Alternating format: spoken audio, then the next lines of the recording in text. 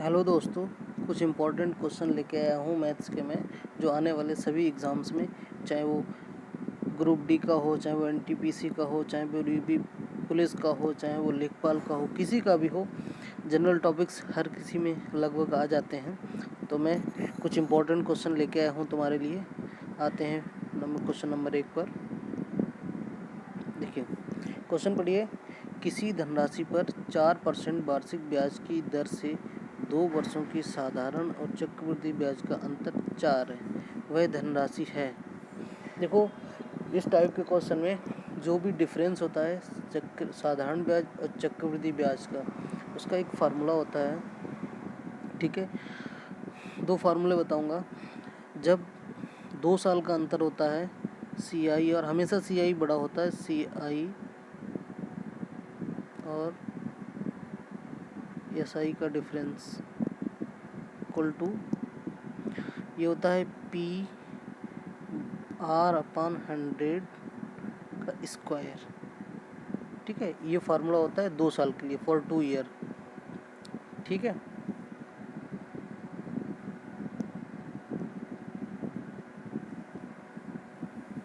Okay, question करते हैं। इसी पर बेस्ड ये क्वेश्चन है।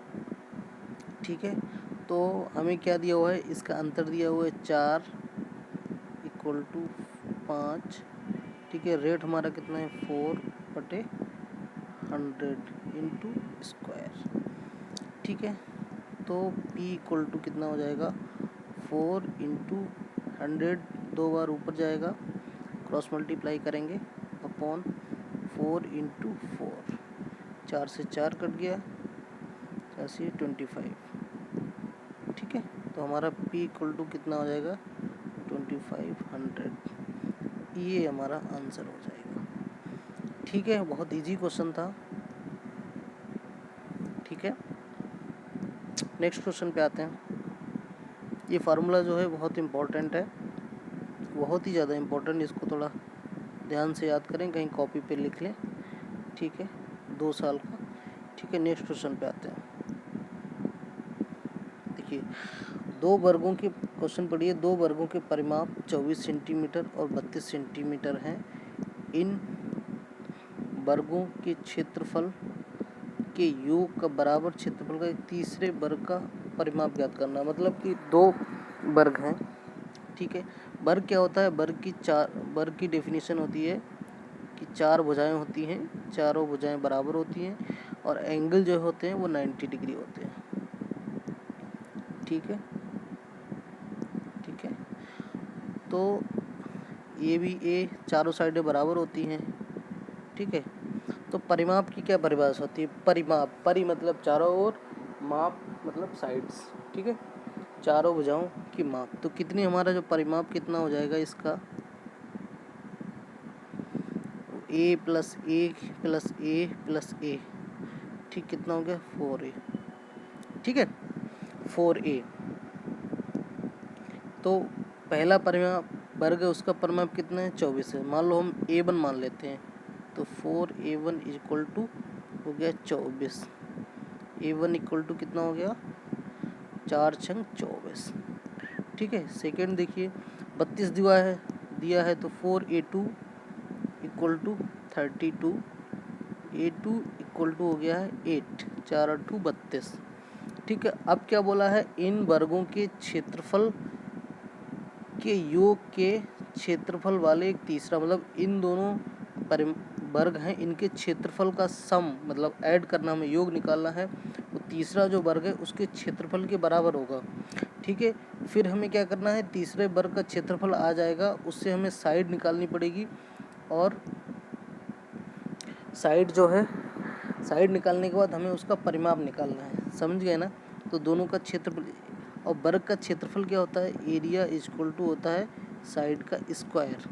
तो फर्स्ट का कितना हो जाएगा, मान लो थर्ड का A3 है, A3 square equal to 6 square कितना हो गया, 36, और 8 स्क्वायर कितना हो गया, 64 इक्वल टू 100। ये होता है 10 का स्क्वायर। ठीक है, तो A3 हमारा कितना हो जाएगा, 10 हो जाएगा। अगर कोई परिमाप पूछता है A3 ठीक है। परिमाप perimeter P3 equal to 4 into इसकी साइड जो कितनी आई है हमारी 10 आई है, 10 इक्वल टू 40। ठीक है, आया समझ? हमारा 40 आंसर हो गया, बी ऑप्शन ठीक है। ठीक है, नेक्स्ट क्वेश्चन पे आते हैं। एक समचतुर्भुज, देखिए ये जो क्षेत्रमिति है इसको हमें अच्छे से याद करना पड़ेगा। ठीक है, मतलब फिगर हमें याद करना हो, जैसे मान लो समचतुर्भुज आ गया है तो कैसा होता है समचतुर्भुज, क्या क्या उसकी प्रॉपर्टीज होती हैं, वो सारी हमें याद करनी पड़ेगी। देखिए समचतुर्भुज इसके नाम से ही पता चलता है, समचतुर्भुज, सम मतलब समान चतुर्भुज। लेकिन एक जैसे एक वर्ग भी होता है उसकी भी चारों भुजाएं समान होती हैं, और समचतुर्भुज होता है उसकी भी चारों भुजाएं समान होती है। लेकिन जैसे कि मान लो ये वर्ग है, ठीक है, अगर हम इसको, जैसे कि ये वर्ग है, अगर हम इसको कोने से थोड़ा धक्का दे देंगे तो थोड़ा ये तिरछा हो जाएगा। ठीक है, तो ये बन जाता है समचतुर्भुज ए बी सी डी।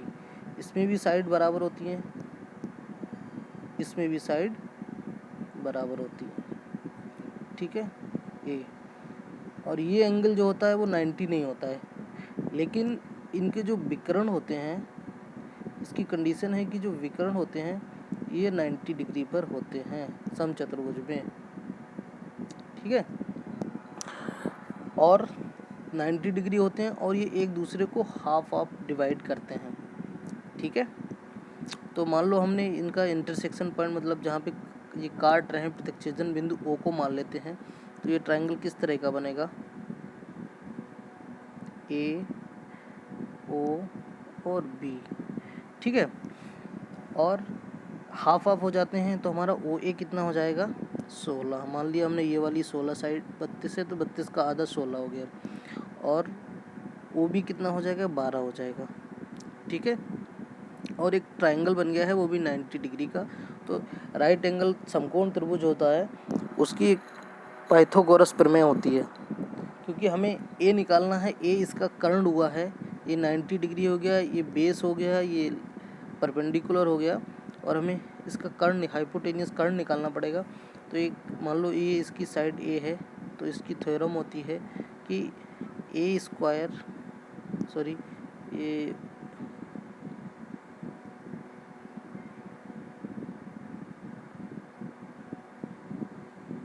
ठीक है, A square is equal to होता है A O A square plus O B square, लंब स्क्वायर प्लस आधार स्क्वायर। ठीक है, 16 16 256 होता है, ये 144 होता है। ये स्क्वायर याद कर लोगे तो बहुत अच्छा रहेगा। ए स्क्वायर इज इक्वल टू कितना हो गया 400 सॉरी, तो ए इक्वल टू हमारा कितना है, ये 20 का स्क्वायर होता है, 420 हो गया। ठीक, तो हमारा, तो अब हमसे क्या पूछा है, साइड हमारी ए 20 आ गई, हमारा परिमाप पूछा है, तो परिमाप इक्वल टू, देखो इसका भी वही जो वर्ग का परिमाप होता है, 4 साइड्स होती हैं, जो चारों का सम हो जाएगा तो वही आंसर हो जाएगा। तो 4 इंटू साइड हमारी कितनी आई 20 20। ठीक है, तो हमारा आंसर कितना हो जाएगा 80। तो ये हमारा आंसर है ए। आपको क्या है, फिगर याद करना पड़ेगा, किसकी क्या प्रॉपर्टी होती है, क्या बोलते हैं उसको। ठीक है, तब क्वेश्चंस बहुत आसान हो जाएंगे। नेक्स्ट क्वेश्चन पे आते हैं, सॉरी 5th नंबर। एक आयताकार बगीचे की लंबाई 12 मीटर है और चौड़ाई 5 मीटर है। ठीक है, इस आयताकार बगीचे के बराबर क्षेत्रफल वाले एक वर्गाकार बगीचे की विकर्ण की लंबाई ज्ञात कीजिए। हमें क्या दिया हुआ है, एक आयताकार बगीचा है। आयत की क्या परिभाषा होती है, 4 साइड्स होती हैं। ठीक है, 2 साइड्स आमने सामने वाली इक्वल होती हैं, और ठीक है, एक साइड बड़ी होती है, 2 साइडें बड़ी होती हैं जिनको लंबाई बोलते हैं, और 2 साइडें छोटी होती हैं जिनको हम चौड़ाई बोलते हैं आयत में। ठीक है, लंबाई हमें 12 दी है इन्होंने, चौड़ाई 5 दी है।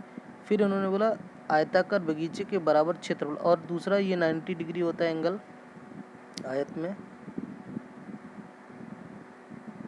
ठीक, आयताकार बगीचे के बराबर क्षेत्रफल वाले एक वर्गाकार बगीचे की विकर्ण की लंबाई, मतलब कि आयत का क्षेत्रफल जो है वो एक दूसरा वर्ग होगा उसके क्षेत्रफल के बराबर होगा। तो मान लीजिए हमने उसकी साइड ए मान ली, किसकी, वर्ग की, क्योंकि हमें इसकी तो साइड दी हुई है। तो वर्ग का क्षेत्रफल ए स्क्वायर होता है और आयत का क्षेत्रफल कितना होता है, लंबाई इंटू चौड़ाई, लंबाई गुणा चौड़ाई, तो 12 गुणे 5, ठीक है। तो ए बराबर हो गया है 4 गुणे 3 गुणे 5 ए स्क्वायर। तो हमारा ए कितना आ जाएगा, रूट में आ जाएगा, और 4 का रूट होता है 2, 2 बाहर आ जाएगा क्योंकि 4 को लिख सकते हैं हम 2 स्क्वायर, रूट 15 का 15 ही रहेगा क्योंकि उसका स्क्वायर नहीं बन पाता है, ठीक है। अब इसने हमसे क्या पूछा, विकर्ण की लंबाई। अब जैसे मान लो ये वर्ग है, वर्ग अगर ये बाकी साइड्स ए होती हैं, ठीक है, तो मान लीजिए किसी ने विकर्ण पूछा, वर्ग का विकर्ण क्या होगा, देखिए अब ये होता है 90 डिग्री, ठीक है, 2 साइड्स दी हुई है, तो हम इसमें पाइथागोरस थ्योरम लगाएंगे। तो पाइथागोरस थ्योरम लगाएंगे तो हम क्या करेंगे, ये हमारा कर्ण हो गया, ये वाला एक कर्ण हो गया, कर्ण स्क्वायर इक्वल टू होता है लंब स्क्वायर प्लस आधार स्क्वायर, तो दोनों ए स्क्वायर है, तो हमारा कितना हो जाएगा 2a स्क्वायर, उसमें हम फिर स्क्वायर लगाएंगे, अंडर स्क्वायर रूट लगाएंगे, तो हमारा क्या हो जाएगा √2a स्क्वायर, ए बाहर आ जाएगा, तो हमारा कितना बचेगा साइड, ये जो साइड होगी √2a हो जाएगी, वही उसने पूछा है।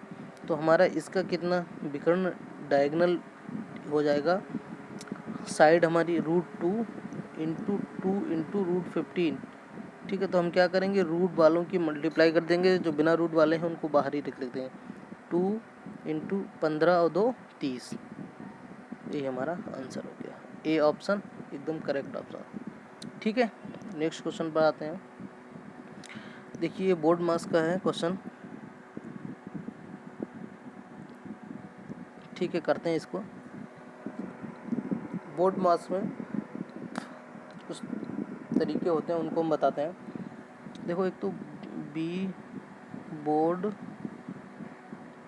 मास, देखो ये होता है, इसको एक बार लगाते हैं, जैसे मान लो कि ये 8 बार, ठीक है, ये बार हो गया, ठीक है। ये होता है ब्रैकेट, ब्रैकेट में कोई भी ब्रैकेट हो सकती है, मजली ब्रैकेट, करली मजली ब्रैकेट, बड़ी ब्रैकेट, छोटी ब्रैकेट, ठीक है। ये होता है ऑफ मतलब ऑफ इंग्लिश में ऑफ होता है, हिंदी में का होता है, ठीक है, इंग्लिश में ऑफ होता है। डी का मतलब होता है डिवाइड, मतलब इधर से हम चलेंगे, जो पहले पड़ेगा हम उसको पहले करेंगे। डी का मतलब डिवाइड, एम का मतलब मल्टीप्लाई गुणा, डिवाइड भाग, ए होता है एडिशन जोड़, और एस सब्ट्रैक्शन, ये होता है घटाना, ठीक है, घटाना होता है। तो अब हम इस क्वेश्चन को करते हैं। इसमें देखो सबसे पहले बार तो है नहीं, तो सबसे पहले ब्रैकेट आ रही है, तो हम सबसे पहले ब्रैकेट करेंगे, और ब्रैकेट हम करते हैं अंदर से, जो सबसे पहले ब्रैकेट आती है हम उसको सॉल्व करते हैं सबसे पहले, ठीक है। तो पहला वाला हम देखते हैं, पहले ब्रैकेट क्या है, देखो 1/2, तो इसको हम सॉल्व करेंगे 1 इंटू 1, तो 2 आ जाएगा, ठीक है, माइनस 1/3 माइनस 1/6,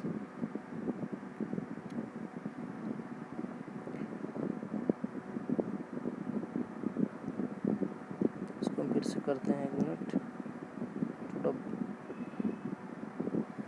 ठीक है। देखो इसको करते हैं, ये हो गया 2 माइनस 1/3 माइनस 1/6, तो हम इसको अगर हम एलसीएम लेंगे तो कितना हो जाएगा 6, ठीक है। तो ये इधर आ जाएगा 3, 2 3 जा 6,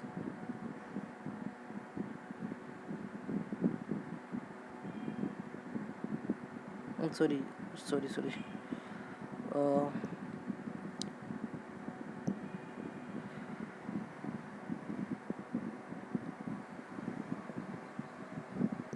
एक minute, something mistakes,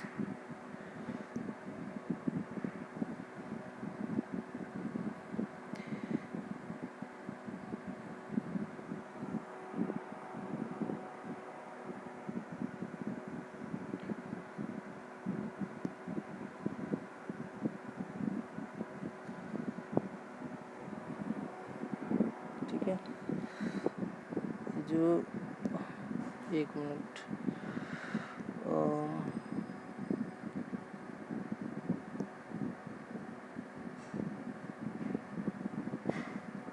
sorry question फिर से चला गया।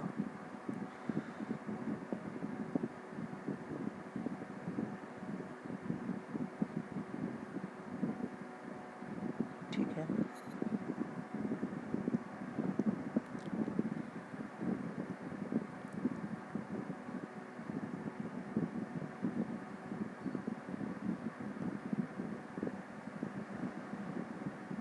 ठीक है, अब करते हैं क्वेश्चन को। ये कितना हो गया, 12 माइनस 3 दूनी 6 माइनस 6 कम 6, तो कितना हो जाएगा, 12 में से 3 चला जाएगा, 9/6 मतलब 9/6 बराबर 3/2। अब बाहर से देखिए पहले से ही 1/2 है, तो इसमें कितना हो गया, 4 एकम 4, पहले वाला लिखते हैं, मछली ब्रैकेट देखते हैं, 4 एकम 4 एक 5/4 माइनस 1/2 इंटू हमारा इधर से कितना है 3/2, तो ये कितना हो गया 5/4 माइनस 3/4, ये हो गया 2/4 मतलब 1/2। अब देखिए हम बड़ी ब्रैकेट के आते हैं, बड़ी ब्रैकेट पर आते हैं, 4 3 12 1 13, 13/4 भाग 1/2, 2 से मल्टीप्लाई हुआ, 2 दूनी 4। बाहर देखते हैं, अब बाहर ये हमारा कितना आ गया 13/2, 8 दू, बाहर वाला देखते हैं, 8 दूनी 16 1 17, 17/2, कुछ मिस्टेक हो रही है। नेक्स्ट क्वेश्चन पे आते हैं, इसको बाद में देखते हैं। देखिए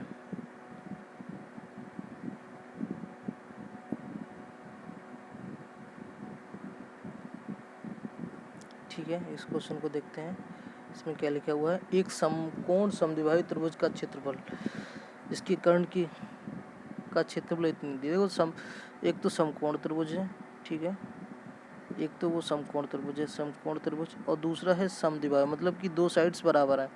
तो समकोण त्रिभुज में देखो 2 साइड्स ए बी सी, कौन सी साइड्स बराबर है, यही हो सकती है, कर्ण तो बराबर नहीं हो सकता है, ठीक है।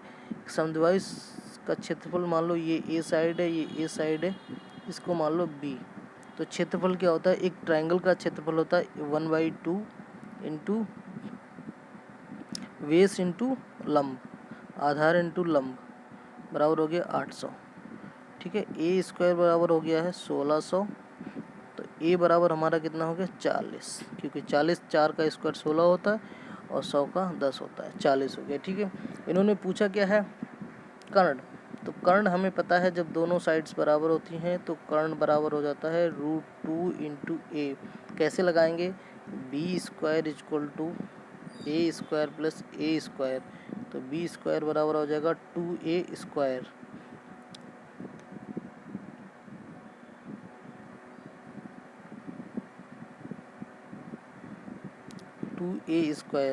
तो b बराबर हो जाएगा √2 इंटू ए, ये आपको याद करना पड़ेगा। तो हमारा √2 इंटू हमारा साइड कितना है 40, तो हमारा आंसर हो जाएगा 40√2, यही हमारा सी आंसर हो जाएगा। नेक्स्ट क्वेश्चन पर आते हैं। देखो ए बी और सी एक काम को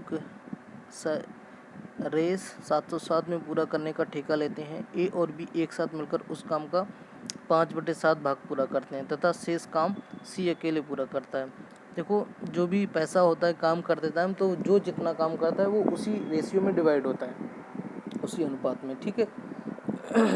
तो हम देखते हैं, देखो ए और बी ने क्या किया, ए और बी ने 5/7 मतलब टोटल काम अगर 7 है तो ए और बी ने, ए प्लस बी ने कितना काम किया है 5, तो सी कितना काम करेगा 2, मतलब तो हमारा जो पैसा दिया है वो सबका मिला के दिया है, मतलब 7 काम करते हैं तो पैसा हो जाता है 707, ठीक है। तो एक काम करेगा तो कितना हो जाएगा 101, अगर और सी काम करे, सी का कितना काम करता है 2 काम करता है, तो सी का आंसर हो जाएगा 202, ठीक है, इसको हम डायरेक्ट भी कर मतलब लिख सकते हैं, थोड़ा जल्दी अगर हम करना चाहें तो 707। ठीक है, कितना काम करता है सी, 2 काम करता है और टोटल काम कितना है 7। ठीक है, तो 7 से 101, तो 202 आंसर हो जाएगा वहाँ से। और ठीक है, क्वेश्चन हमारा हो गया, सी ऑप्शन हमारा आंसर होगा। नेक्स्ट क्वेश्चन पे आते हैं। देखो, ए यदि ए प्लस बी का 15% और ए माइनस बी का 25% बराबर है तो बी का कितना प्रतिशत ए के बराबर है। तो हमें इस टाइप के क्वेश्चन जैसे आता है बी का कितना प्रतिशत ए है, तो हमें याद रखना है जिसके पास का होगा वो नीचे आएगा। बी का ए कितने प्रतिशत,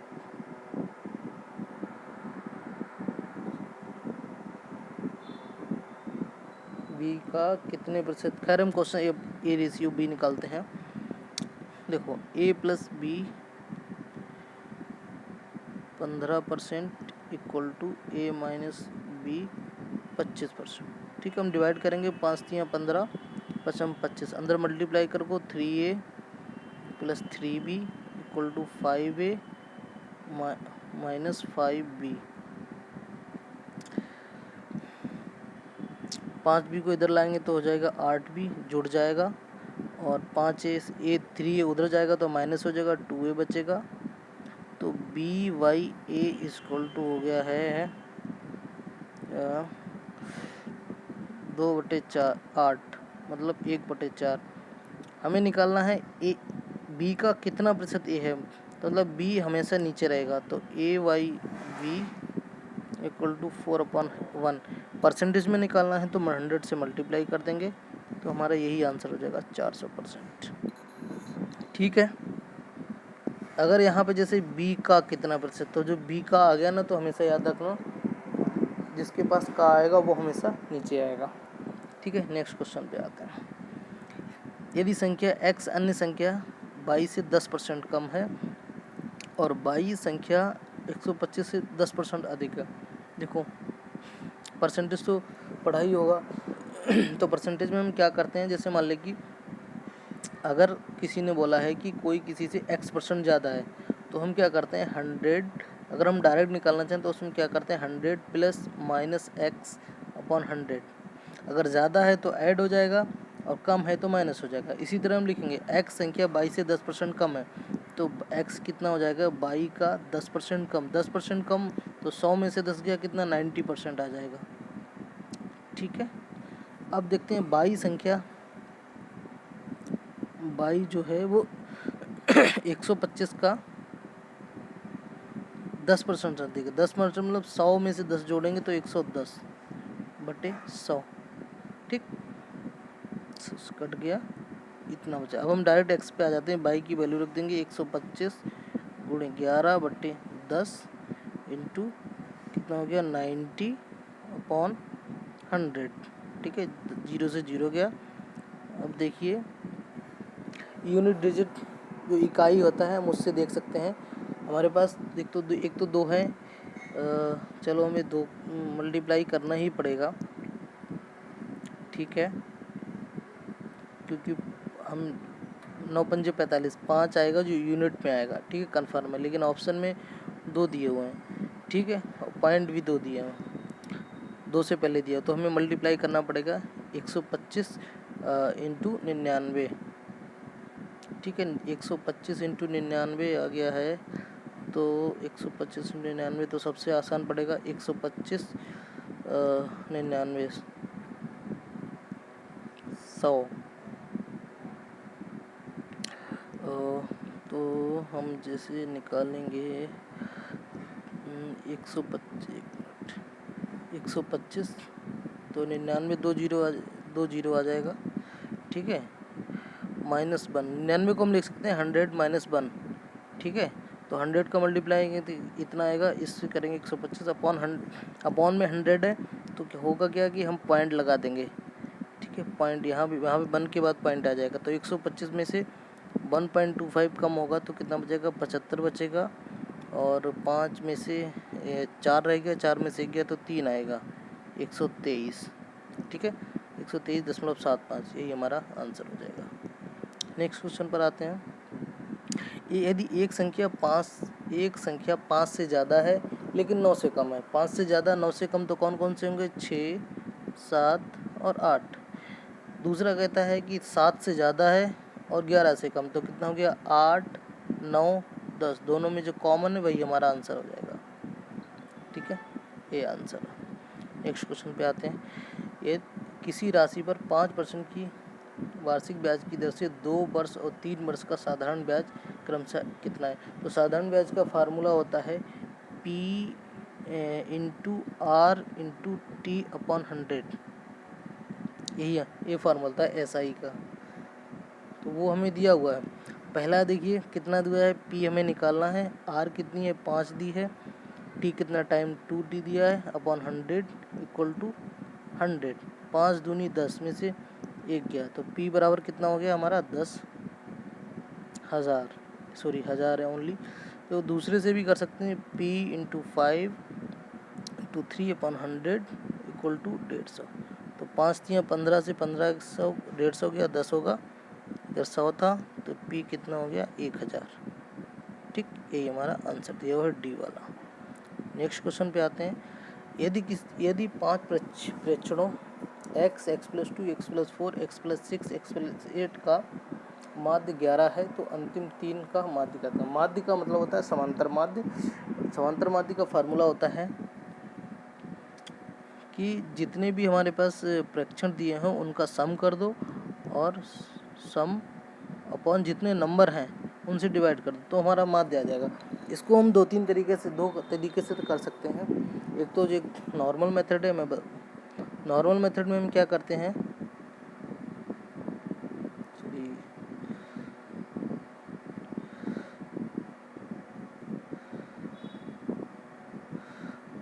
नॉर्मल मेथड में हम क्या करते हैं, नॉर्मल मेथड में हम करते हैं, एक मिनट,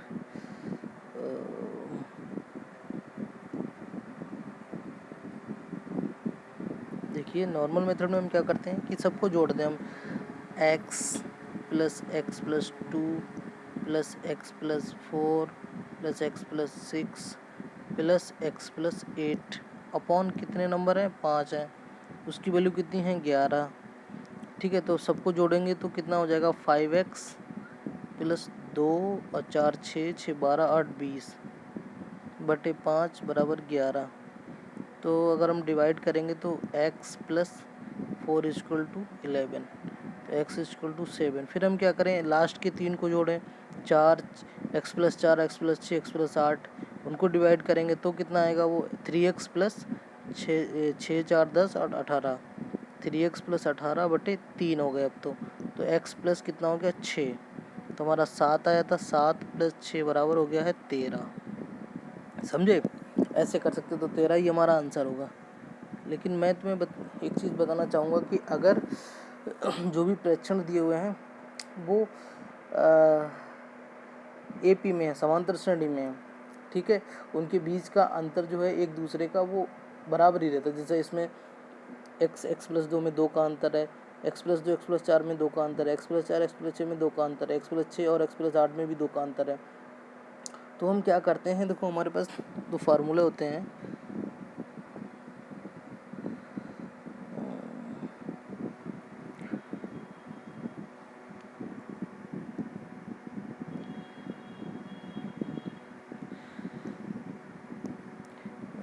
मैं बताता हूँ। जैसे कि हमारे पास जैसे नंबर ऑफ प्रेक्षण हैं, वो अगर सम होता है, अगर विषम होता है तो हमें याद रखना है, विषम के केस में सबसे इजी है कि जो सबसे मिडिल का होगा उसी की वैल्यू समांतर माध्य के बराबर होगी। जैसे कि सबसे मिडिल में कौन सा है, देखो x, x plus 2, x plus 4, x plus, तो x प्लस 4 मिडिल में, तो x प्लस 4 की जो वैल्यू हो जाएगी वो 11 के बराबर हो जाएगी। तो यहाँ पर हमारा लास्ट में देखो आया भी था। तो सोचो कि हम इतना सारा छोड़ के हम डायरेक्ट यहाँ पर आ जाएंगे तो कितना हमारा इजी क्वेश्चन हो जाएगा, कितना जल्दी हो जाएगा। लेकिन वो ध्यान रखना है कि नंबर ऑफ प्रेक्षण जो है वो विषम होने चाहिए, जैसे 5, ठीक है, तो उस केस में ठीक है, तो x की वैल्यू हमारी 7 आ जाएगी। ठीक है, और दूसरा केस देखिए, तो दूसरे में क्या है, x प्लस 4 है, x प्लस 6 है और x प्लस 8 है। इसमें भी हम यही यूज़ कर सकते हैं, तो इसमें हमारे x+4 x+6 में तो हमारे बीच का कौन सा होगा x+6, तो हम डायरेक्ट यहाँ से भी कर सकते हैं x+6 बराबर 7 की x की वैल्यू 7 है, 7 6 13, ऐसे कर सकते हैं, ठीक है। और एक और केस होता है कि अगर वो विषम होता है तो वो सम होता है, सॉरी, तो सम के केस में हम क्या करेंगे,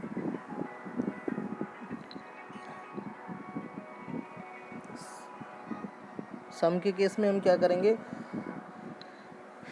कि फर्स्ट और जो लास्ट है उसका सम करेंगे अपॉन 2 करेंगे और इक्वल टू एवरेज कर देंगे, तो उससे जो हमारी x की वैल्यू आएगी वो उससे फाइंड हम कर लेंगे x की वैल्यू, ठीक है। इसी तरह जो जैसा क्वेश्चन आएगा वैसा हम कर लेंगे, ठीक है। नेक्स्ट क्वेश्चन पर आते हैं। 94 को 2 भागों में इस तरीके से बांटिए कि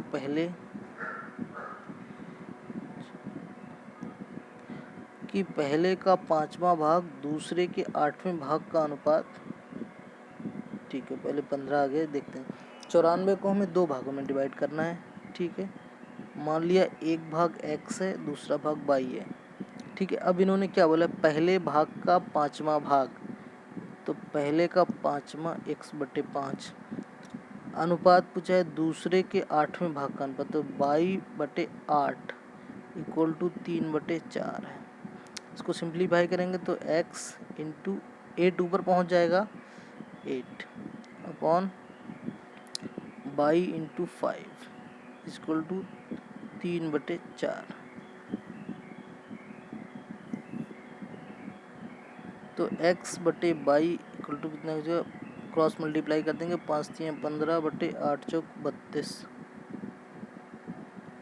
ठीक है। 8 चौक 32, 5 3 15, तो ठीक है। अब इनका सम कितना हो गया, 15 और 32 का 47, क्योंकि इनको इन्हीं दो में बांटना है, तो इनका सम जो होगा वो 47 के बराबर हो जाएगा। एक की वैल्यू 2 हो जाएगी, तो हमारे क्या हो जाएगा, 15 दिया है, 15 दूनी 30 और 32 दूनी 64, ठीक है। ये हमारा आंसर हो गया। नेक्स्ट क्वेश्चन पर आते हैं, बहुत इजी क्वेश्चन था ये भी। 154 मीटर और 240 मीटर की लंबाई की 2 ट्रेन एक दूसरे की ओर गतिशील हैं, दोनों की गति क्रमशः 52 और 28 किलोमीटर प्रति घंटा है, तो एक दूसरे को पार करने में कितना समय लगेगा, ठीक है। देखो, ट्रेन वाले क्वेश्चन में 2 केस होते हैं कि या तो ट्रेन एक दूसरे के सामने जा रही है, एक दिशा में जा रही है, नहीं तो विपरीत दिशा में जा रही है। तो अगर जैसे कि वो सेम डायरेक्शन में जा रही है, ठीक है, तो हम माइनस कर देंगे, उनकी रिलेटिव स्पीड हो जाएगी -x - y। अगर वो एक दूसरे के विपरीत जा रहे हैं तो उनकी ऐड हो जाएगी, ठीक है। तो इसका डायरेक्ट हम निकालते हैं। देखो टाइम कितना हो जाएगा, दोनों की लंबाइयों का सम, क्योंकि दोनों एक दूसरे को जब पूरी तरह पार कर लेंगी तो दोनों की लंबाई उसमें ऐड होंगी, तभी वो एक दूसरे को जब पार करेंगी तो उनकी जो दोनों लंबाइयां हैं वो कवर हो पाएंगी उनसे, ठीक है। तो 154/246 अपॉन 52। देखो, एक तो हमें एक चीज़ और ध्यान रखनी पड़ेगी कि इनकी जो इकाई है वो सेम होनी चाहिए। जैसे 54 क्या है, मीटर में दिया हो, 154 246 लंबाई, और स्पीड जो है वो 52 उसमें किलोमीटर प्रति घंटा में दी हुई है। तो हमें एक चीज़ याद रखनी है, 1 किलोमीटर प्रति घंटा से हम जब उसको मीटर पर सेकंड में बदलते हैं तो कैसे आता है, किलोमीटर में कितने मीटर होते हैं, 1000, और 1 घंटे में कितने सेकंड होते हैं, 3600। तो डिवाइड करेंगे, 2 पंजे 10, 2 18, तो 5/18 से मल्टीप्लाई कर देंगे, ठीक है। बाद में तो हम क्या कर देंगे, 52 + 28 इंटू 5/18, तो इनको ऐड करेंगे, 6 4 10, 5 4 9 1 10, 2 1 3 1 4, 8 2 10, 5 2 7 1 8 इंटू 5 इंटू 18 ऊपर पहुंच जाएगा, 8 पंजे 40, 400 हो गया, 400 से 400 कट गया, 18 आंसर गया। 18 सेकेंड लगेंगे एक दूसरे को पार करने में उसको, ठीक है। ये हमारा सी आंसर हो जाएगा। कैसा लगा video, thank you so much. कैसा लगा वीडियो, अगर किसी को और मैथ्स की क्लास करनी है तो हमारे चैनल को लाइक करिए, सब्सक्राइब करिए और बने रहिए हमारे साथ। Thank you so much, good bye.